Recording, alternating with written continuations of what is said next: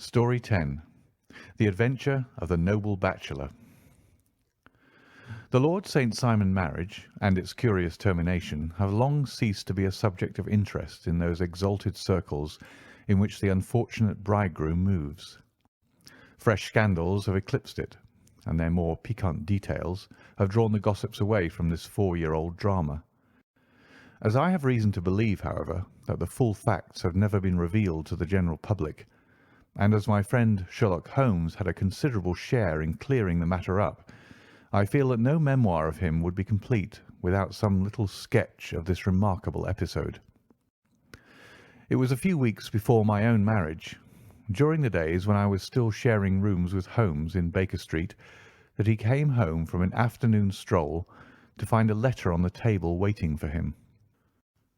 I had remained indoors all day, for the weather had taken a sudden turn to rain, with high autumnal winds, and the Jezail bullet which I had brought back in one of my limbs as a relic of my Afghan campaign throbbed with dull persistence. With my body in one easy chair and my legs upon another, I had surrounded myself with a cloud of newspapers, until at last, saturated with the news of the day, I tossed them all aside and lay listless, watching the huge crest and monogram upon the envelope upon the table, and wondering lazily who my friend's noble correspondent could be. "Here is a very fashionable epistle," I remarked as he entered. "Your morning letters, if I remember right, were from a fishmonger and a tide-waiter." "Yes, my correspondence has certainly the charm of variety," he answered, smiling, "and the humbler are usually the more interesting. This looks like one of those unwelcome social summonses which call upon a man either to be bored or to lie." He broke the seal and glanced over the contents. "Oh, come, it may prove to be something of interest after all." "Not social, then?" "No, distinctly professional." "And from a noble client?" "One of the highest in England." "My dear fellow, I congratulate you." "I assure you, Watson, without affectation, that the status of my client is a matter of less moment to me than the interest of his case. It is just possible, however, that that also may not be wanting in this new investigation. You have been reading the papers diligently of late, have you not?" "It looks like it," said I ruefully, pointing to a huge bundle in the corner. "I have had nothing else to do." "It is fortunate, for you will perhaps be able to post me up. I read nothing except the criminal news and the agony column. The latter is always instructive, but if you have followed recent events so closely, you must have read about Lord St. Simon and his wedding." "Oh, yes, with the deepest interest." "That is well. The letter which I hold in my hand is from Lord St. Simon. I will read it to you, and in return you must turn over these papers and let me have whatever bears upon the matter. This is what he says: "My dear Mr. Sherlock Holmes, Lord Backwater tells me that I may place implicit reliance upon your judgment and discretion. I have determined, therefore, to call upon you and to consult you in reference to the very painful event which has occurred in connection with my wedding. Mr. Lestrade, of Scotland Yard, is acting already in the matter, but he assures me that he sees no objection to your cooperation, and that he even thinks that it might be of some assistance. I will call at 4 o'clock in the afternoon, and should you have any other engagement at that time, I hope that you will postpone it, as this matter is of paramount importance. Yours faithfully, St. Simon." It is dated from Grosvenor Mansions, written with a quill pen, and the noble lord has had the misfortune to get a smear of ink upon the outer side of his right little finger, remarked Holmes as he folded up the epistle. "He says 4 o'clock. It's 3 now. He'll be here in an hour." "Then I have just time, with your assistance, to get clear upon the subject. Turn over those papers and arrange the extracts in their order of time, while I take a glance as to who our client is." He picked a red-covered volume from a line of books of reference beside the mantelpiece. "Here he is," said he, sitting down and flattening it out upon his knee. "Lord Robert Walsingham de Vere St. Simon, second son of the Duke of Balmoral. Arms Asia, 3 caltrops in chief over a fess sable, born in 1846. He's 41 years of age, which is mature for marriage. Was Under-Secretary for the Colonies in a late administration. The Duke, his father, was at one time Secretary for Foreign Affairs. They inherit Plantagenet blood by direct descent, and Tudor on the distaff side. Well, there's nothing very instructive in all this. I think that I must turn to you, Watson, for something more solid. I have very little difficulty in finding what I want, said I, for the facts are quite recent, and the matter struck me as remarkable. I feared to refer them to you, however, as I knew that you had an inquiry on hand, and that you disliked the intrusion of other matters. Oh, you mean the little problem of the Grosvenor Square furniture van. That is quite cleared up now, though. Indeed, it was obvious from the first. Pray, give me the results of your newspaper selections. Here is the first notice which I can find. It is in the personal column of the Morning Post, and dates, as you see, some weeks back. A marriage has been arranged, it says, and will, if rumour is correct, very shortly take place, between Lord Robert St. Simon, second son of the Duke of Balmoral, and Miss Hattie Doran, the only daughter of Aloysius Doran, Esquire, of San Francisco, California, USA. That is all. Terse and to the point, remarked Holmes, stretching his long, thin legs towards the fire. There was a paragraph amplifying this in one of the society papers of the same week. Here it is. There will soon be a call for protection in the marriage market, for the present free trade principle appears to tell heavily against our home product. One by one, the management of the noble houses of Great Britain is passing into the hands of our fair cousins from across the Atlantic. An important addition has been made during the last week to the list of the prizes which have been borne away by these charming invaders. Lord St. Simon, who has shown himself for over 20 years proof against the little god's arrows, has now definitely announced his approaching marriage with Miss Hattie Doran, the fascinating daughter of a California millionaire.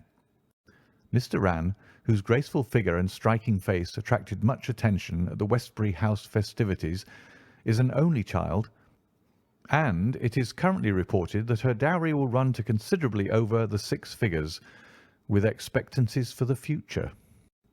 As it is an open secret that the Duke of Balmoral has been compelled to sell his pictures within the last few years, and as Lord St. Simon has no property of his own save the small estate of Birchmoor, it is obvious that the Californian heiress is not the only gainer by an alliance which will enable her to make the easy and common transition from a Republican lady to a British peeress. "Anything else?" asked Holmes, yawning. "Oh, yes, plenty. Then there is another note in the Morning Post to say that the marriage will be an absolutely quiet one, that it will be at St. George's, Hanover Square, that only half a dozen intimate friends will be invited, and that the party would return to the furnished house at Lancaster Gate which has been taken by Mr. Aloysius Doran. 2 days later, that is on Wednesday last, there is a curt announcement that the wedding had taken place, and that the honeymoon would be passed at Lord Backwater's place near Petersfield. Those are all the notices which appeared before the disappearance of the bride." "Before the what?" asked Holmes with a start. "The vanishing of the lady." "When did she vanish, then?" "At the wedding breakfast." "Indeed. This is more interesting than it promised to be. Quite dramatic, in fact." "Yes, it struck me as being a little out of the common." "They often vanish before the ceremony, and occasionally during the honeymoon, but I cannot call to mind anything quite so prompt as this. Pray let me have the details." "I warn you that they are very incomplete." "Perhaps we may make them less so." "Such as they are set forth in a single article of a morning paper of yesterday, which I will read to you. It is headed, 'Singular Occurrence at a Fashionable Wedding.' The family of Lord Robert St. Simon has been thrown into the greatest consternation by the strange and painful episodes which have taken place in connection with his wedding. The ceremony, as shortly announced in the papers of yesterday, occurred on the previous morning, but it is only now that it has been possible to confirm the strange rumours which have been so persistently floating about. In spite of the attempts of the friends to hush the matter up, so much public attention has now been drawn to it that no good purpose can be served by affecting to disregard what is a common subject for conversation. The ceremony, which was performed at St. George's, Hanover Square, was a very quiet one, no one being present save the father of the bride, Mr. Aloysius Doran, the Duchess of Balmoral, Lord Backwater, Lord Eustace, and Lady Clara St. Simon, the younger brother and sister of the bridegroom, and Lady Alicia Whittington. The whole party proceeded afterwards to the house of Mr. Aloysius Doran at Lancaster Gate, where breakfast had been prepared. It appears that some little trouble was caused by a woman whose name has not been ascertained, who endeavoured to force her way into the house after the bridal party, alleging that she had some claim upon Lord St. Simon. It was only after a painful and prolonged scene that she was ejected by the butler and the footman. The bride, who had fortunately entered the house before this unpleasant interruption, had sat down to breakfast with the rest, when she complained of a sudden indisposition and retired to her room. Her prolonged absence having caused some comment, her father followed her, but learned from her maid that she had only come up to her chamber for an instant, caught up an ulster and bonnet, and hurried down to the passage. One of the footmen declared that he had seen a lady leave the house thus apparelled, but had refused to credit that it was his mistress, believing her to be with the company. On ascertaining that his daughter had disappeared, Mr. Aloysius Doran, in conjunction with the bridegroom, instantly put themselves in communication with the police, and very energetic inquiries are being made, which will probably result in a speedy clearing up of this very singular business. Up to a late hour last night, however, nothing had transpired as to the whereabouts of the missing lady. There are rumours of foul play in the matter, and it is said that the police have caused the arrest of the woman who had caused the original disturbance, in the belief that from jealousy or some other motive she may have been concerned in the strange disappearance of the bride. And that is all? Only one little item in another of the morning papers, but it is a suggestive one. And it is that Miss Flora Miller, the lady who had caused the disturbance, has actually been arrested. It appears that she was formerly a danseuse at the Allegro, and that she has known the bridegroom for some years. There are no further particulars, and the whole case is in your hands now, so far as it has been set forth in the public press. And an exceedingly interesting case it appears to be. I would not have missed it for worlds. But there is a ring at the bell, Watson, and as the clock makes it a few minutes after 4, I have no doubt that this will prove to be our noble client. Do not dream of going, Watson, for I very much prefer having a witness, if only as a check to my own memory.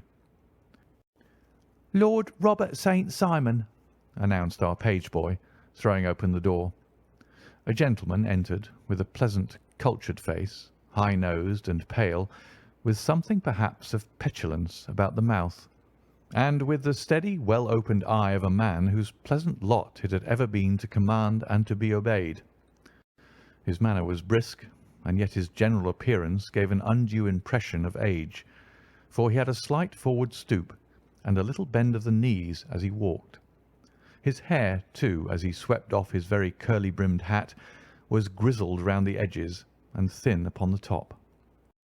As to his dress, it was careful to the verge of foppishness, with high collar, black frock-coat, white waistcoat, yellow gloves, patent leather shoes, and light-coloured gaiters. He advanced slowly into the room, turning his head from left to right, and swinging in his right hand the cord which held his golden eyeglasses. "Good day, Lord St. Simon," said Holmes, rising and bowing. "Pray take the basket chair. This is my friend and colleague, Dr. Watson. Draw up a little to the fire, and we will talk this matter over." "A most painful matter to me, as you can most readily imagine, Mr. Holmes. I have been cut to the quick. I understand that you have already managed several delicate cases of this sort, though I presume that they were hardly from the same class of society. No, I am descending. I beg pardon? My last client of the sort was a king. Oh, really? I had no idea. And which king? The King of Scandinavia. What? Had he lost his wife? You can understand, said Holmes suavely, that I extend to the affairs of my other clients the same secrecy which I promised to you in yours. Of course. Very right. Very right. I'm sure I beg pardon. As to my own case, I am ready to give you any information which may assist you in forming an opinion. Thank you. I have already learned all that is in the public prints, nothing more. I presume that I may take it as correct, this article, for example, as to the disappearance of the bride. Lord St. Simon glanced over it. Yes, it is correct, as far as it goes. But it needs a great deal of supplementing before anyone could offer an opinion. I think that I may arrive at my facts most directly by questioning you. Pray do so. When did you first meet Miss Hattie Doran? In San Francisco a year ago. You were travelling in the States? Yes. Did you become engaged then? No. But you were on a friendly footing. I was amused by her society, and she could see that I was amused. Her father is very rich. He is said to be the richest man on the Pacific slope. And how did he make his money? In mining. He had nothing a few years ago. Then he struck gold, invested it, and came up by leaps and bounds. Now, what is your own impression as to the young lady's, your wife's character? The nobleman swung his glasses a little faster and stared down into the fire. You see, Mr. Holmes, said he, my wife was 20 before her father became a rich man. During that time she ran free in a mining camp and wandered through woods or mountains, so that her education has come from nature rather than from the schoolmaster. She is what we call in England a tomboy, with a strong nature, wild and free, unfettered by any sort of traditions. She is impetuous, volcanic, I was about to say. She is swift in making up her mind, and fearless in carrying out her resolutions. On the other hand, I would not have given her the name which I have the honour to bear. He gave a little stately cough. Had I not thought her to be at bottom a noble woman. I believe that she is capable of heroic self-sacrifice, and that anything dishonourable would be repugnant to her. Have you her photograph? I brought this with me. He opened a locket and showed us the full face of a very lovely woman. It was not a photograph, but an ivory miniature, and the artist had brought out the full effect of the lustrous black hair, the large dark eyes, and the exquisite mouth. Holmes gazed long and earnestly at it. Then he closed the locket and handed it back to Lord St. Simon. The young lady came to London then, and you renewed your acquaintance? Yes. Her father brought her over for this last London season. I met her several times, became engaged to her, and have now married her. She brought, I understand, a considerable dowry. A fair dowry, not more than is usual in my family. And this, of course, remains to you, since the marriage is a fait accompli. I really have made no inquiries on the subject. Very naturally not. Did you see Miss Doran on the day before the wedding? Yes.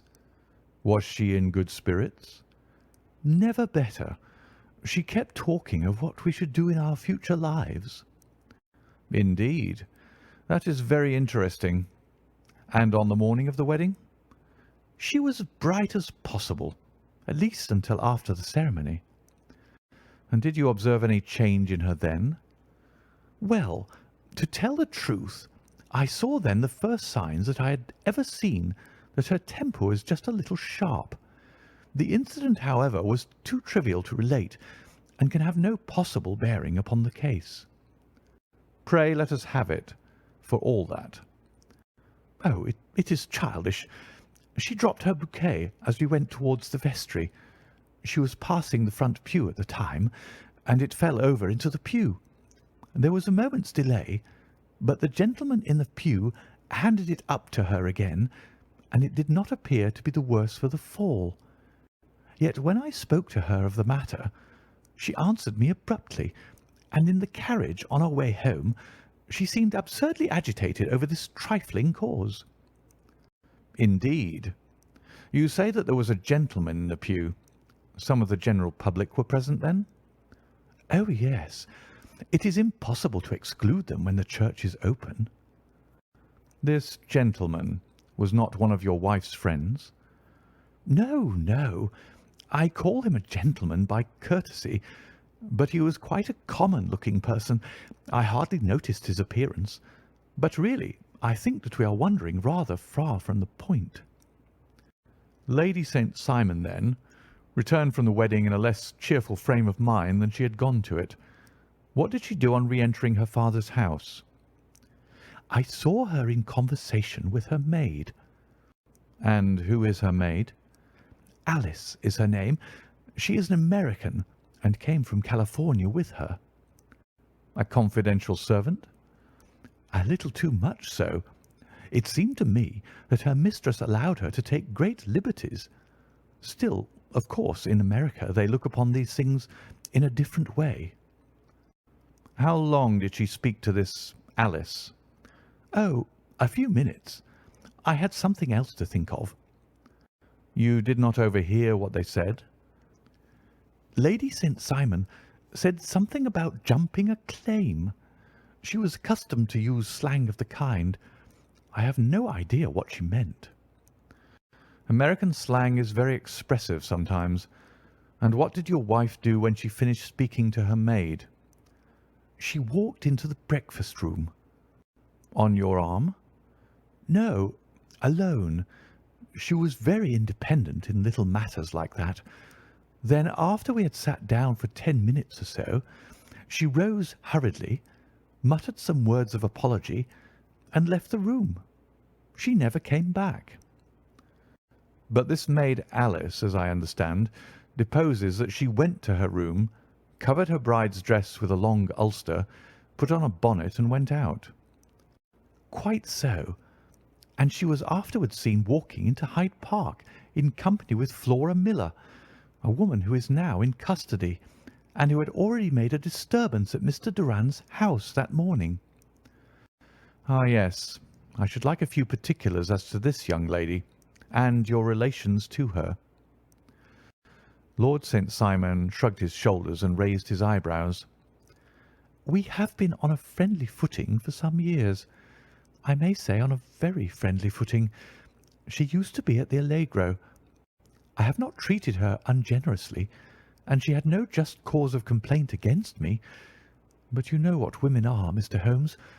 Flora was a dear little thing, but exceedingly hot-headed and devotedly attached to me. She wrote me dreadful letters when she heard that I was about to be married, and to tell the truth, the reason why I had the marriage celebrated so quietly was that I feared lest there might be a scandal in the church. She came to Mr. Doran's door just after we returned, and she endeavoured to push her way in, uttering very abusive expressions towards my wife, and even threatening her. But I had foreseen the possibility of something of the sort, and I had 2 police fellows there in private clothes, who soon pushed her out again. She was quiet when she saw that there was no good in making a row." "Did your wife hear all this?" "No, thank goodness, she did not." "And she was seen walking with this very woman afterwards?" "Yes. That is what Mr. Lestrade of Scotland Yard looks upon as so serious. It is thought that Flora decoyed my wife out and laid some terrible trap for her." "Well, it is a possible supposition." "You think so too?" "I did not say a probable one, but you do not yourself look upon this as likely." "I do not think Flora would hurt a fly." Still, jealousy is a strange transformer of characters. Pray, what is your own theory as to what took place?" "Well, really, I came to seek a theory, not to propound one. I have given you all the facts. Since you ask me, however, I may say that it has occurred to me as possible that the excitement of this affair, the consciousness that she had made so immense a social stride, had the effect of causing some little nervous disturbance in my wife. In short, that she had become suddenly deranged. Well, really, when I consider that she has turned her back, I will not say upon me, but upon so much that many have aspired to without success, I can hardly explain it in any other fashion." "Well, certainly that is also a conceivable hypothesis," said Holmes, smiling. "And now, Lord St. Simon, I think that I have nearly all my data. May I ask whether you were seated at the breakfast table so that you could see out of the window?" "We could see the other side of the road and the park." "Quite so. Then I do not think that I need to detain you longer. I shall communicate with you." "Should you be fortunate enough to solve this problem," said our client, rising. "I have solved it." "Eh? What was that?" "I say that I have solved it." "Where, then, is my wife?" "That is a detail which I shall speedily supply." Lord St. Simon shook his head.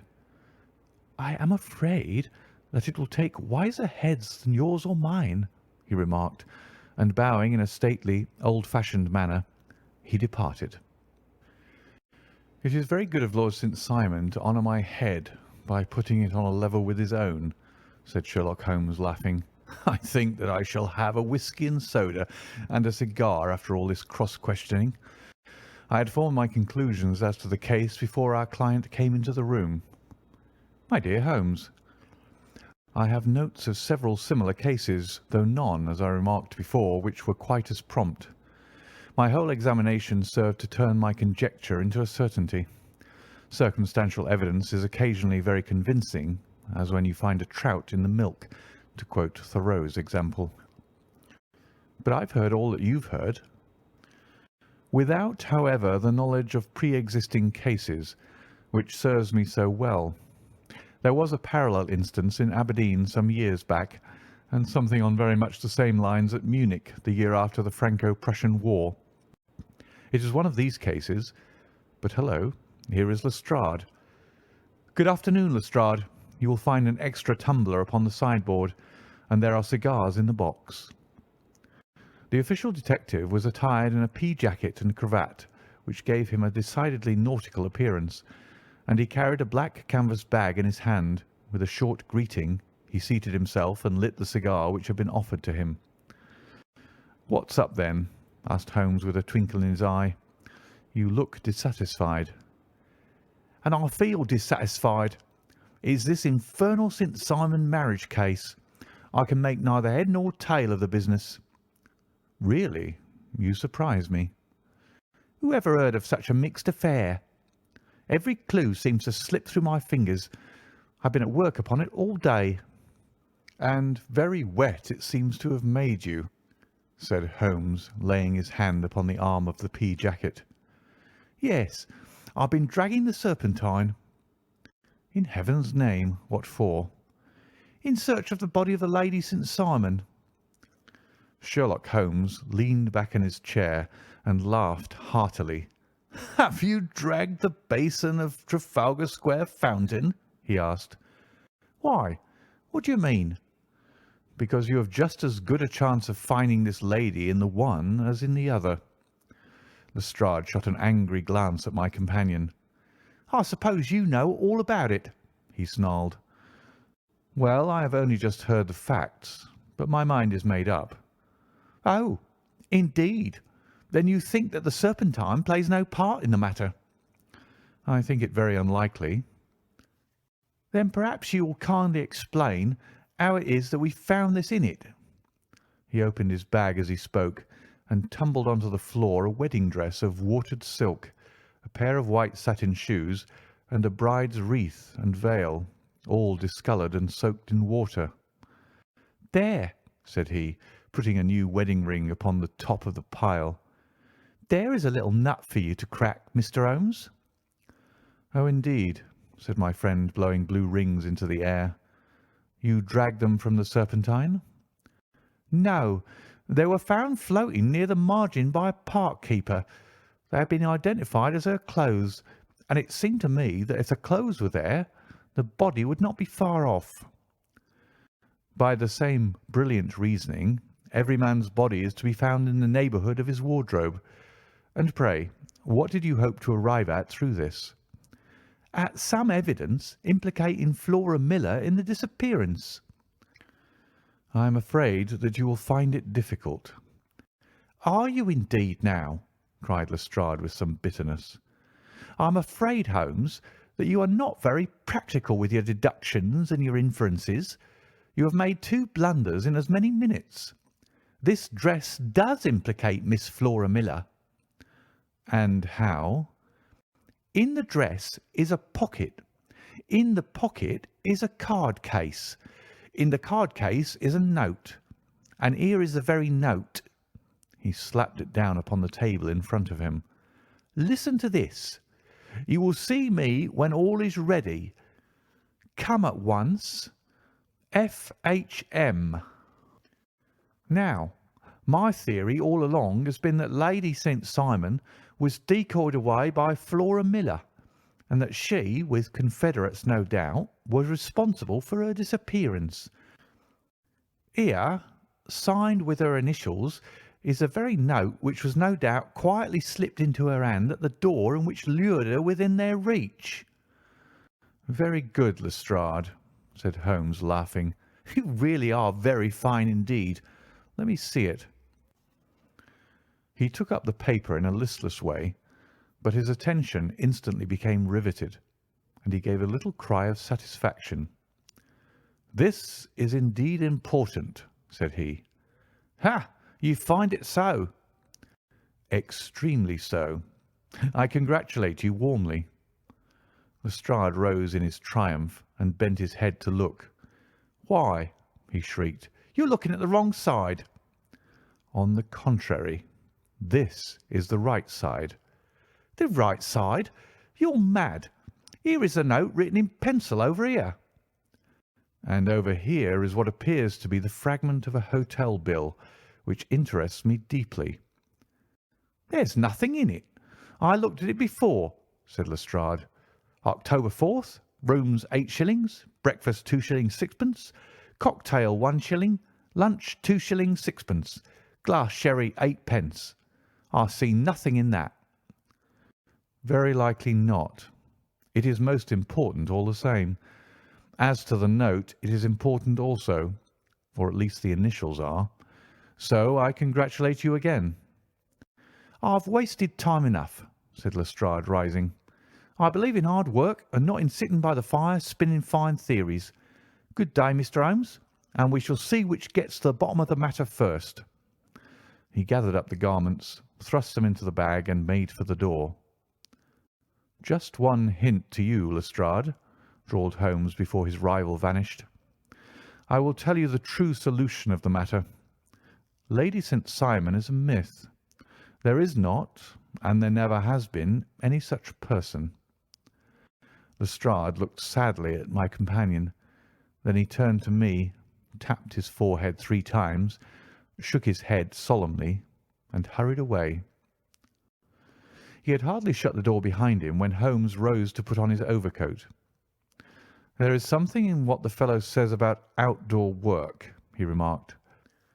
"So I think, Watson, that I must leave you to your papers for a little." It was after 5 o'clock when Sherlock Holmes left me, but I had no time to be lonely, for within an hour there arrived a confectioner's man with a very large flat box. This he unpacked with the help of a youth whom he had brought with him, and presently, to my very great astonishment, a quite epicurean little cold supper began to be laid out upon our humble lodging-house mahogany. There were a couple of brace of cold woodcock, a pheasant, a pâté de foie gras pie with a group of ancient and cobwebby bottles, Having laid out all these luxuries, my two visitors vanished away like the genii of the Arabian Nights, with no explanation save that the things had been paid for and were ordered to this address. Just before 9 o'clock, Sherlock Holmes stepped briskly into the room. His features were gravely set, but there was a light in his eye which made me think that he had not been disappointed in his conclusions. "They have laid the supper, then?" he said, rubbing his hands. "You seem to expect company. They've laid for 5. "Yes, I fancy we may have some company dropping in," said he. "I am surprised that Lord St. Simon has not already arrived. Ha! I fancy that I hear his step now upon the stairs." It was indeed our visitor of the afternoon who came bustling in, dangling his glasses more vigorously than ever, and with a very perturbed expression upon his aristocratic features. "My messenger reached you, then?" asked Holmes. "Yes, and I confess that the contents startled me beyond measure.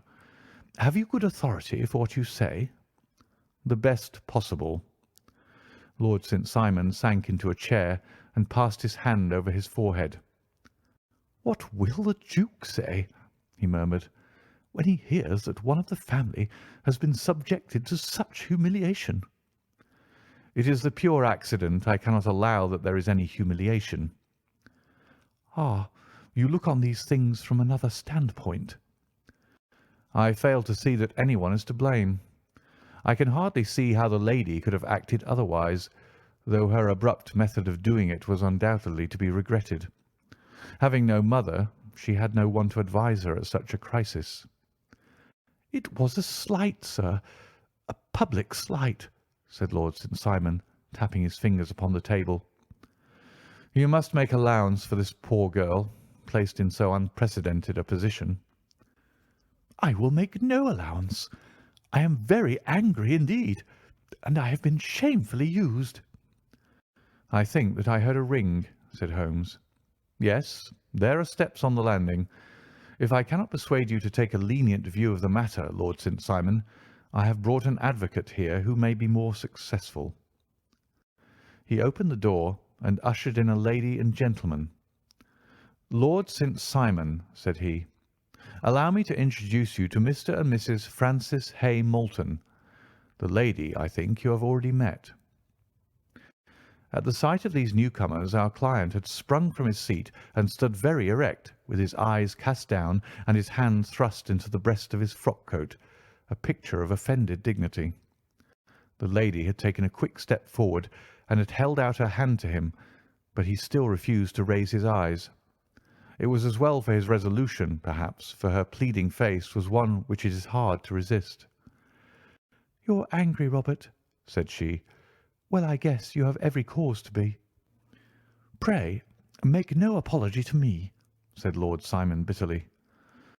"Oh, yes, I know that I have treated you real bad, and that I should have spoken to you before I went, but I was kind of rattled, and from the time when I saw Frank here again, I just didn't know what I was doing or saying.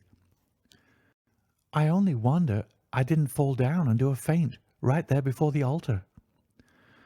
"Perhaps, Mrs. Moulton, you would like my friend and me to leave the room while you explain this matter."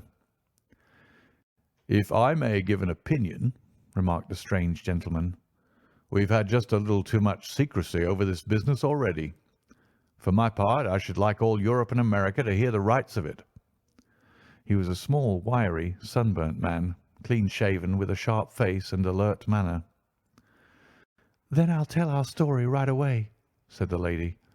"Frank here and I met in '84 in Maguire's camp near the Rockies, where Pa was working a claim. We were engaged to each other, Frank and I, but then one day Father struck a rich pocket and made a pile, while poor Frank here had a claim that petered out and came to nothing. The richer Pa grew, the poorer was Frank. So at last Pa wouldn't hear of our engagement lasting any longer, and he took me away to Frisco. Frank wouldn't throw up his hand, though, so he followed me there, and he saw me without Pa knowing anything about it. It would only have made him mad to know, so we just fixed it all up for ourselves. Frank said that he would go and make his pile too, and never come back to claim me until he had as much as Pa.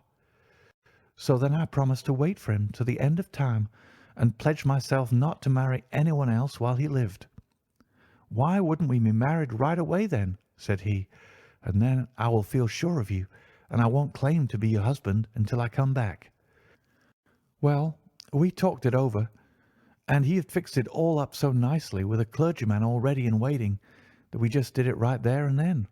Frank went off to seek his fortune, and I went back to Pa. The next I heard of Frank was that he was in Montana, and then he went prospecting in Arizona, and then I heard of him from New Mexico. After that came a long newspaper story about how a miners' camp had been attacked by Apache Indians, and there was my Frank's name among the killed. I fainted dead away, and I was very sick for months after. Pa thought I had a decline and took me to half the doctors in Frisco. Not a word of news came for a year and more, so that I never doubted that Frank was really dead. Then Lord St. Simon came to Frisco, and we came to London, and a marriage was arranged, and Pa was very pleased, but I felt all the time that no man on this earth would ever take the place in my heart that had been given to my poor Frank. Still, if I had married Lord St. Simon, of course I'd have done my duty by him. We can't command our love, but we can our actions. I went to the altar with him with the intention to make him just as good a wife as it was in me to be. But you may imagine what I felt when, just as I came to the altar rails, I glanced back and saw Frank standing and looking at me out of the first pew. I thought it was his ghost at first, but when I looked again, there he was still, with a kind of question in his eyes, as if to ask me whether I was glad or sorry to see him. I wonder I didn't drop. I know that everything was turning round, and the words of the clergyman were just like the buzz of a bee in my ear. I didn't know what to do. Should I stop the service and make a scene in the church? I glanced at him again, and he seemed to know what I was thinking, for he raised his finger to his lips to tell me to be still. Then I saw him scribble on a piece of paper, and I knew that he was writing me a note. As I passed his pew on the way out, I dropped my bouquet over to him, and he slipped the note into my hand when he returned me the flowers. It was only a line asking me to join him when he made the sign to me to do so. Of course, I never doubted for a moment that my first duty was now to him, and I determined to do just whatever he might direct. When I got back, I told my maid, who had known him in California and had always been his friend. I ordered her to say nothing, but to get a few things packed and my ulster ready. I know I ought to have spoken to Lord St. Simon, but it was dreadful hard before his mother and all those great people. I just made up my mind to run away and explain afterwards. I hadn't been at the table 10 minutes before I saw Frank out of the window at the other side of the road. He beckoned to me and then began walking into the park. I slipped out, put on my things, and followed him. Some woman came talking something or other about Lord St. Simon to me. Seemed to me from the little I heard as if he had had a little secret of his own before marriage also. But I managed to get away from her and soon overtook Frank. We got into a cab together, and away we drove to some lodgings he had taken in Gordon Square. And that was my true wedding after those years of waiting. Frank had been a prisoner among the Apaches, had escaped, came on to Frisco, found that I had given him up for dead and had gone to England, followed me there, and had come upon me at last on the very morning of my second wedding. "I saw it in a paper," explained the American. "It gave the name and the church, but not where the lady lived." Then we had a talk as to what we should do, and Frank was all for openness. But I was so ashamed of it all that I felt as if I should like to vanish away and never see any of them again, just sending a line to Pa, perhaps, to show him that I was alive. It was awful to me to think of all those lords and ladies sitting round that breakfast table and waiting for me to come back. So Frank took my wedding clothes and things and made a bundle of them so that I should not be traced, and dropped them away somewhere where no one could find them. It is likely that we should have gone on to Paris tomorrow, only that this good gentleman, Mr. Holmes, came round to us this evening, though how he found us is more than I can think. And he showed us very clearly and kindly that I was wrong and that Frank was right, and that we should be putting ourselves in the wrong if we were so secret. Then he offered to give us a chance of talking to Lord St. Simon alone, and so we came right away round to his rooms at once. Now, Robert, you've heard it all, and I'm very sorry if I've given you pain, and I hope that you do not think very meanly of me." Lord St. Simon had by no means relaxed his rigid attitude, but had listened with a frowning brow and a compressed lip to this long narrative. "Excuse me," he said, "but it is not my custom to discuss my most intimate personal affairs in this public manner." "Then you won't forgive me? You won't shake hands before I go?" "Oh, certainly, if it would give you any pleasure." He put out his hand and coldly grasped that which she extended to him. "I had hoped," suggested Holmes, "that you would have joined us in a friendly supper." "I think that there you ask a little too much," responded his lordship. "I may be forced to acquiesce in these recent developments, but I can hardly be expected to make merry over them. I think that with your permission I will now wish you all a very good night." He included us all in a sweeping bow and stalked out of the room. "Then I trust that you will at least honour me with your company," said Sherlock Holmes. "It is always a joy to meet an American, Mr. Moulton, for I am one of those who believe that the folly of a monarch and the blundering of a minister in far-gone years will not prevent our children from being some day citizens of the same world-wide country under a flag which shall be a quartering of the Union Jack with the stars and stripes." "The case has been an interesting one," remarked Holmes when our visitors had left us, "because it serves to show very clearly how simple the explanation may be of an affair which at first sight seems to be almost inexplicable. Nothing could be more natural than the sequence of events as narrated by this lady, and nothing stranger than the result when viewed, for instance, by Mr. Lestrade of Scotland Yard." "You are not yourself at fault at all, then?" "From the first, two facts were very obvious to me. The one, that the lady had been quite willing to undergo the wedding ceremony. The other, that she had repented of it within a few minutes of returning home. Obviously something had occurred during the morning, then, to cause her to change her mind. What could that something be? She could not have spoken to anyone when she was out, for she had been in the company of the bridegroom. Had she seen someone, then?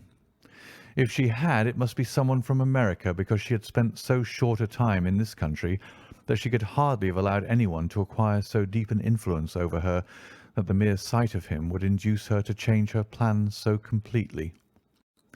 You see, we have already arrived, by a process of exclusion, at the idea that she might have seen an American.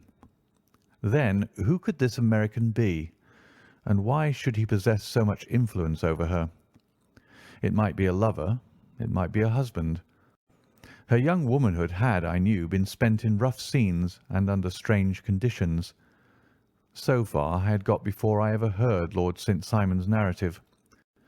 When he told us of a man in a pew, of the change in the bride's manner, of so transparent a device for obtaining a note as the dropping of a bouquet, of her resort to her confidential maid, and of a very significant allusion to claim jumping, which in miners' parlance means taking possession of that which another person has a prior claim to, the whole situation became absolutely clear. She had gone off with a man, and the man was either a lover or was a previous husband, the chances being in the favour of the latter. And how in the world did you find them? It might have been difficult, but friend Lestrade held information in his hands, the value of which he did not himself know. The initials were, of course, of the highest importance, but more valuable still was it to know that within a week he had settled his bill at one of the most select London hotels. How did you deduce the select? By the select prices. 8 shillings for a bed and 8 pence for a glass of sherry pointed to one of the most expensive hotels. There are not many in London which charge at that rate. In the second one, which I visited in Northumberland Avenue, I learned by an inspection of the book that Francis H. Moulton, an American gentleman, had left only the day before, and on looking over the entries against him, I came upon the very items which I had seen in the duplicate bill. His letters were to be forwarded to 226 Gordon Square. So thither I travelled, and being fortunate enough to find the loving couple at home, I ventured to give them some paternal advice, and to point out to them that it would be better in every way that they should make their position a little clearer both to the general public and to Lord St. Simon in particular. I invited them to meet him here, and, as you see, I made him keep the appointment. But with no very good result, I remarked. His conduct was certainly not very gracious. "Ah, Watson," said Holmes, smiling, "perhaps you would not be very gracious either, if, after all the trouble of wooing and wedding, you found yourself deprived in an instant of wife and of fortune.